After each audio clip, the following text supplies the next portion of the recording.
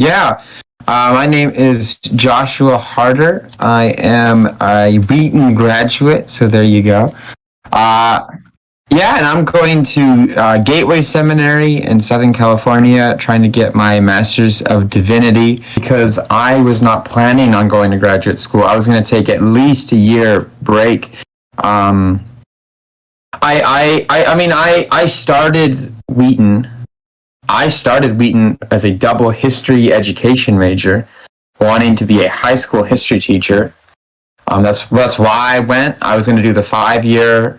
I don't remember what it's called anymore, but they had that 5 year program at Wheaton where you can graduate with a master's degree in education and a BA in history and be certified to teach in like 48 of the 50 states, which I was like, that sounds perfect. I think I'd always really felt a calling to ministry even before Wheaton. And I don't think I ignored it, right? But I do think, I've always loved history. I love teaching. I still love teaching. But I somewhere through, I think it was my sophomore year at Wheaton, I decided that I really did not like the education classes at Wheaton. And nothing against, I don't want to come off like I'm attacking it here. I think they're great staff, good program.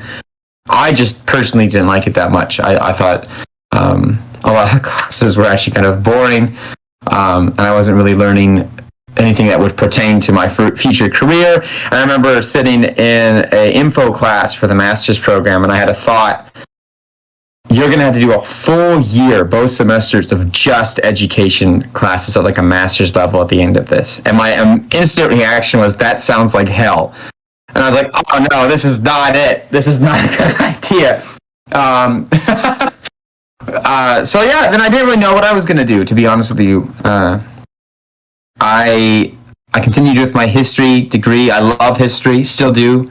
And I started really seriously thinking back over people telling me that I should go into ministry, and I had a couple of high school teachers who told me I would. One of them just straight up told me I will be a pastor one day, and I always laughed at her, but who knows? I guess she was right. Here we are, yeah. So yeah, and then last summer, I went up to Canada and interned at a church up there through some connections that my family has. And I felt like I really got to see what it was like on the day-to-day, not just a Sunday morning, but like on a Wednesday afternoon, what it was like to work at a church. And I got this new information, and I just knew this is what I want to do. This is where I feel called. This is where I feel passionate. This is where I feel like I can use my teaching gifts. There's a need, and I do feel like the Lord called me into it. But again, the Lord just had come. I was just going to work at my church, only this for a year. And I had one of the seminary professors who goes to my church basically told me that was a stupid idea, and that I should get to seminary now. And I don't know if that was prophetic or not, but I listened to him, and so I hope that that's why I'm doing seminary right out of school. So all right, sorry, that was a long answer, but I hope that helps. The first place, to answer your question, the first place I think I ever really heard it was, the first place I heard it used frequently was probably Wheaton. When I did the orientation and like the welcome to Wheaton stuff, they talked about vocation quite a bit. I don't remember if they actually defined it or not, but I remember them talking about it just in the kind of, I think even during, I did a passage, and I think they talked about it over passage. But then when I took core my freshman year, that's where they defined it for us. I don't know, by the time I got to my senior year and took my capstone course, I think I paid a lot more attention just to the kind of the philosophical and theological side of vocation. And I think my definition of it has shifted to something of it's definitely a Christian term. I don't think anybody outside of Christian circles use it, but I kind of see it as the intersection between your calling and a need in the world. So kind of what are you passionate about? What do you feel like the Lord has gifted you with? But yeah, I think if I was going in, let's go back to when I thought I was going to be a high school history teacher, right? I was passionate about history. I enjoy teaching. And yeah, there is a need. High school history teachers, that's a career. People do that for their full-time job. So yeah, my vocation would be something I'm passionate. There's a need, and I think at the core of that is something that I can do for the Lord. And I think that can happen in almost every profession. Honestly, I think I almost need to hear this right now, which is the funny thing, but I think I would tell myself just to be quieter. I think to clarify that, I think just I think a lot. My brain moves fast, and I'm not saying I'm smart here. Just because I think a lot doesn't necessarily mean I'm intelligent, but but I do. I think a lot. If something happens, I spend a lot of time thinking about it. I think the Lord often is trying to tell me things, and I just don't listen because I'm not quiet enough. So I think the advice I'd give myself is just to be quiet more and just spend more time in prayer, just being quiet. I don't think I do that enough, and I don't think our society and culture makes that easy to do. But and then advice to somebody, just more generally, a senior at Wheaton College, getting ready to leave.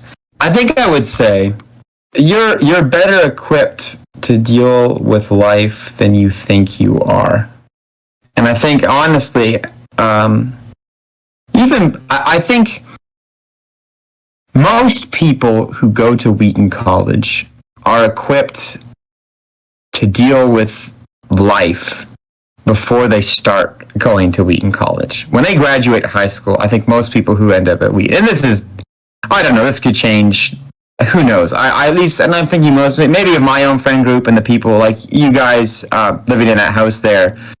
I think most of you would be fine, perfectly fine. You'd get by, you'd feed yourselves, you'd feed your families, you'd be in churches.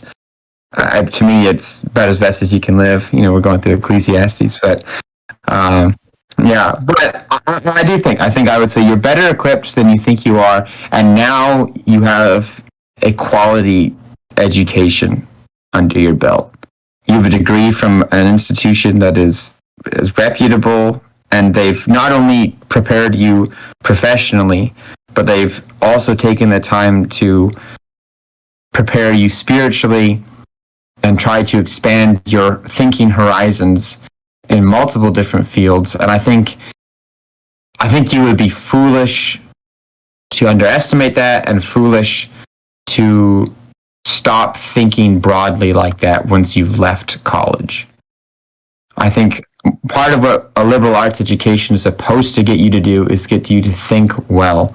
It's not to learn random scientific facts and know a little bit about Plato and a little bit about English and a little bit about No, it's to get you to think about things so that when you go into the real world and you're working your 9 to 5, 6 days a week, however many weeks in a year there are, I don't really remember, 52, I think, whatever. When you're working your day to day and it's all just monotony and you're just kind of slogging through life, remember to think well about things, and that life is a gift, and that there's beauty in even the mundane and repetitiveness of life, and that Wheaton College is a gift that you should not take lightly. Even if it is a very expensive gift, it's still a gift.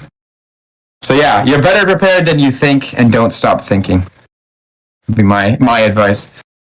Be quiet too. I think maybe all of these roll together. Be quiet, think more. Yeah, you got this.